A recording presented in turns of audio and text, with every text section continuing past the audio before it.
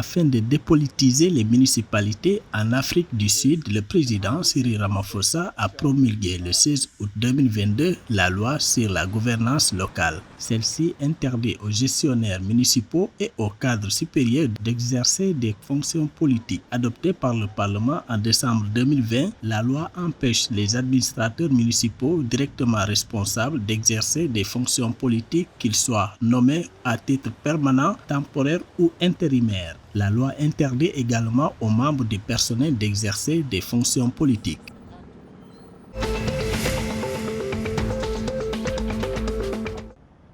En Angola, la production pétrolière angolaise a augmenté de 2,8% en juillet 2022, atteignant des niveaux d'environ 36,2 millions de barils de pétrole. Selon les données publiées le 18 août 2022 par Petro-Angola, une société angolaise chargée de fournir des statistiques sur le pétrole, la moyenne quotidienne s'élève à 1,1 million de barils. L'entreprise évalue à 35,238 millions de barils de pétrole la production enregistrée en juin 2022. Le bloc 17 conservant sa bonne performance avec une moyenne de 394,435 kilobits par seconde.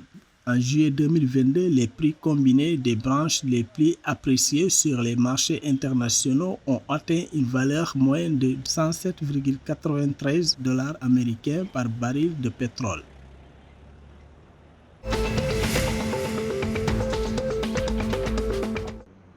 Le gouvernement zimbabwéen a rejeté les allégations selon lesquelles les fonctionnaires sont sous-payés, estimant que leurs salaires sont supérieurs au seuil de pauvreté. Interpellé par le Parlement mercredi 17 août 2022 sur les bas salaires des fonctionnaires, le ministère des Finances a déclaré que 53% du budget du pays est dépensé pour les salaires des employés du gouvernement, indiquant que c'est la preuve que l'État est préoccupé par le bien-être de ses travailleurs. Selon le ministère, les fonctionnaires gagnent en moyenne $50 000 par mois. La déclaration du gouvernement a cependant été fermement condamnée comme insensible par les syndicats.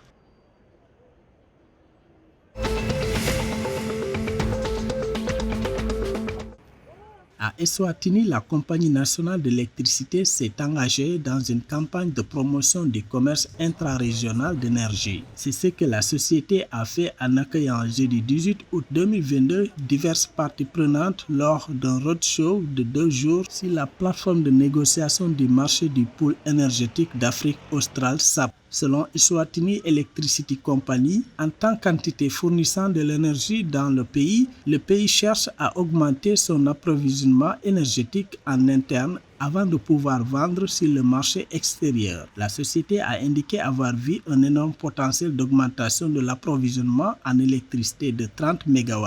Elle a également noté la construction d'un barrage qui retiendrait suffisamment d'eau pour produire de l'électricité d'environ 22 MW.